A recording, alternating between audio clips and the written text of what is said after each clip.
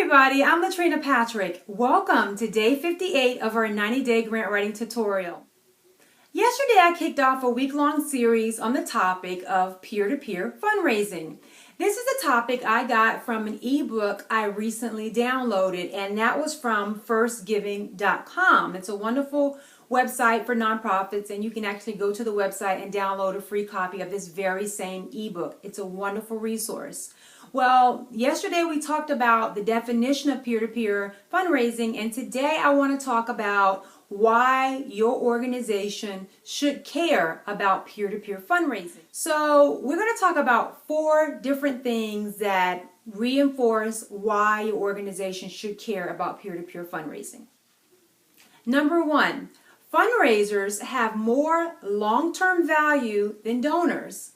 Now, they quoted in the ebook a statistic that says the average donor gives $50 while the average fundraiser raises about $500. So you can see just from the math there that it's very beneficial to have someone raising money on your behalf, because now you've turned $50 into a potential $500, and that can add up pretty quickly if you have a large base of supporters to start fundraising on your behalf.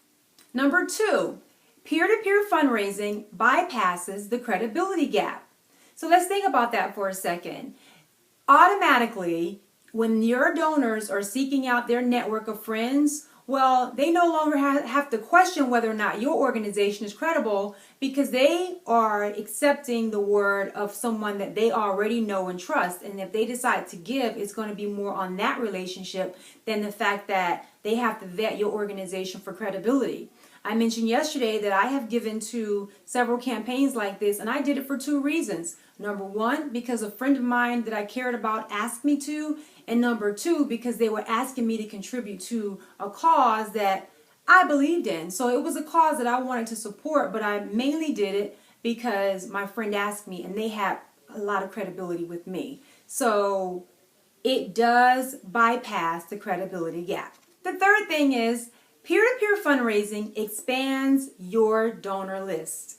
As we just mentioned, when you reach out to your donors to reach out to their network of friends and family, well, now you're having access to people that you never would have had access to before. So now you are actually expanding your list of donors in a way that you had to do very little and had to make very little effort to make happen. So it definitely does expand your donor list.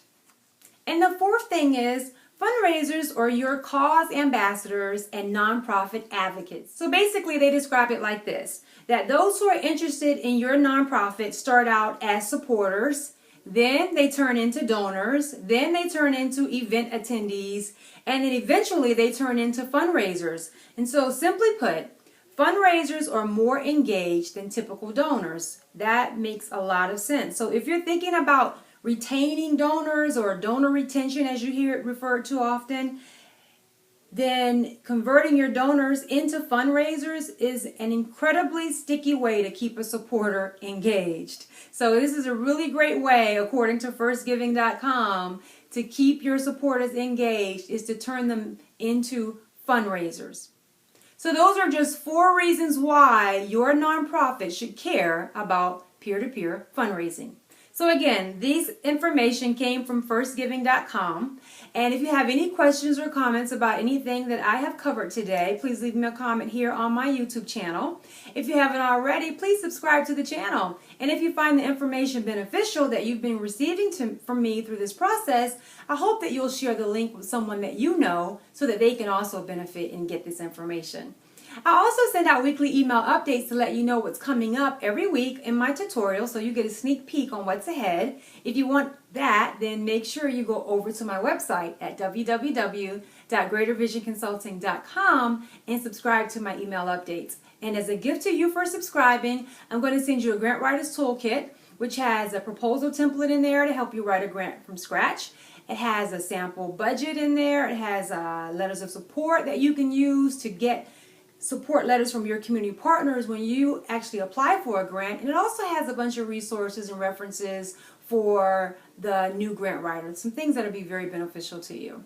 Now, while you're on my site, check out my bio, check out my experience, and most of all, check out the services that I offer because I would love the opportunity to work with you and your organization.